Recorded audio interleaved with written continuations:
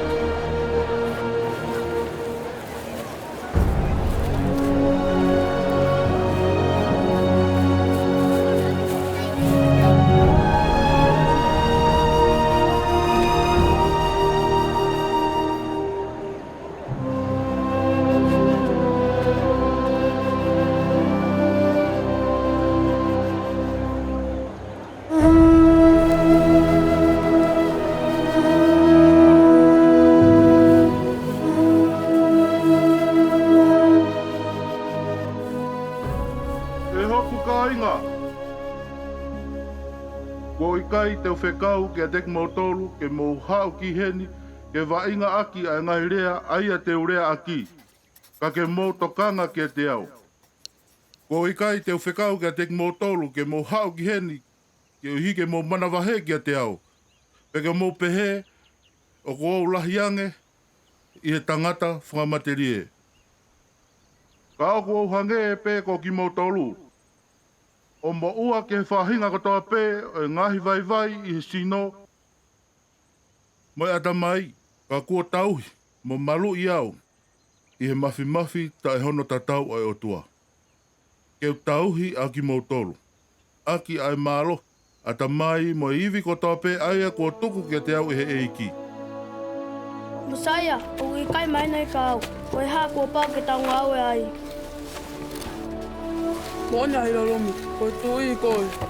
E tuku hau I nai ai kakai, kai lava ke tau mālololo tonga no whai e ni ke he ai ngāue ʻikai. O ko ngāue aki o kongo ni maa ʻOkú. Ke lava o tauhiʻaki hau kakai. O ko pakaha ke te ki motolo ai ngāhi meani. Ke uhi ke mo ilo ia e poto. Ke uhi ke mo ilo o ka mo ka I he tauhi o ho mo ka inga. O mo I he Tauhi pē o ho mo ʻOtuá. Kakai foki. Ka pau ko au, aia ko mo ui ko ho mo Tuʻi. Aia ko ne whakaonga I hano ngahi aho I ho mo tauhi. Ka kone kei tauhi pē o ʻOtuá. Ka pau tāu mo whakamalo me te kinautolu. O ia wehe no ʻikai totonu ke mo whakawhetaʻi ke tui whakalangi. Ka pau te mo tauhi kia te ia. Aia ko ne whakatupu a kinautolu me he kamataanga. Pe a kulolotonga malu I a kinautolu me he aho ki he aho. I he fuaki ka te kinautolu ha mānawa. O kou pehe. Ka pau te mo tauhi kia te ia ho mo lau mare kotoa. Ka te mo kei hoko pē ko ha kautama eiki tae aonga. Ko mea pē o kune eke me te kinautolu. Ke mo tauhi e ne ngai fekau. Pe a kune tala ofa ke te kinautolu. Te mo tū mārie I he whonua.